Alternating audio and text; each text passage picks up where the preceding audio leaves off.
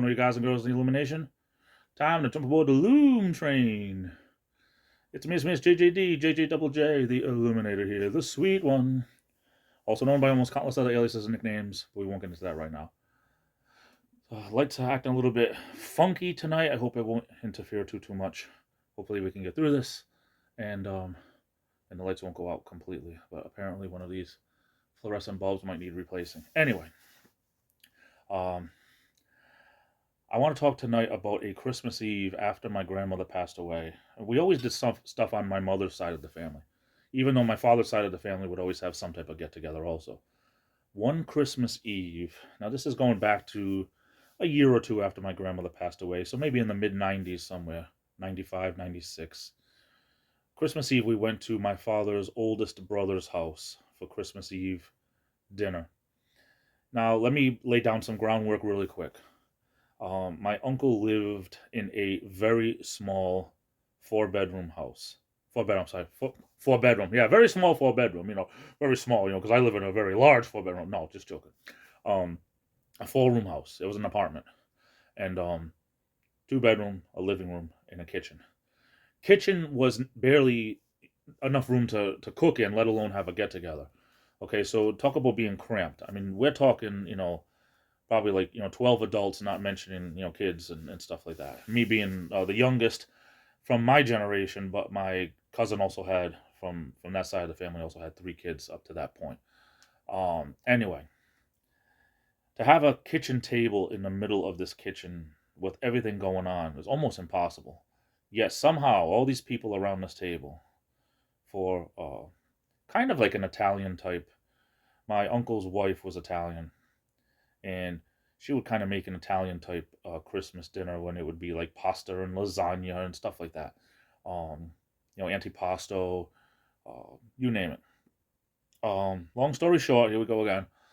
My father at the time had, he used to do a lot of pickling when it comes to different things like pickled onions, pickled tomatoes, stuff like that.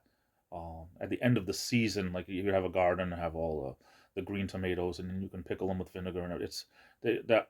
Quite honestly, I've never met anybody that tried them that didn't like them, because they're so good for people that have had them. If you never had a chance to have a pickled green tomatoes, and you have a chance to, please have it, because it'll probably be one of the greatest changes in your life when it comes to. Wow, I had no idea. Not changes, but you know what I mean.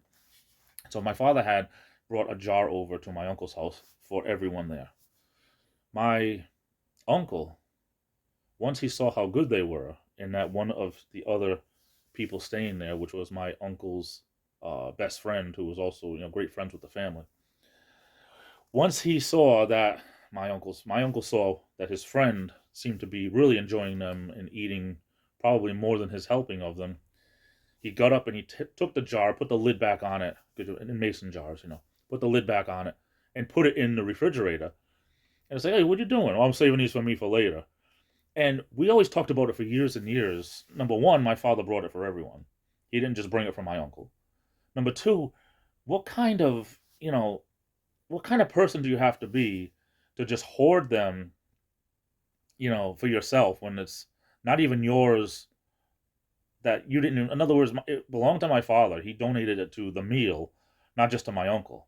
But to this day, it's something that we think about all the time and say, do you believe that time that your uncle just took them off the table and put it in the refrigerator, like it was just going to be for him because he liked them so much?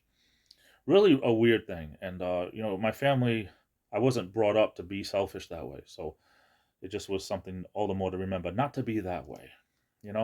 I mean, I'm sure if my uncle had said, hey, these are pretty good, hey, maybe we can drop off another jar sometime just for me, I'm sure my father would have did it in a heartbeat.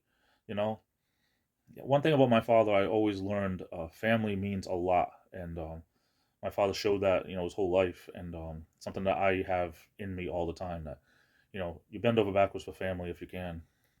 And so it was really something that I learned from, not to be that way. Anyway, it's Christmas Eve. I hope everyone's hope everyone's having a wonderful Christmas Eve, and I guess I'll see everybody tomorrow. I'm off to the races. Sail Aversky. I love you all. Stay safe. Be good to yourselves. Merry Christmas. Happy holidays. Happy New Year. This is the Illuminator. and I'll be back.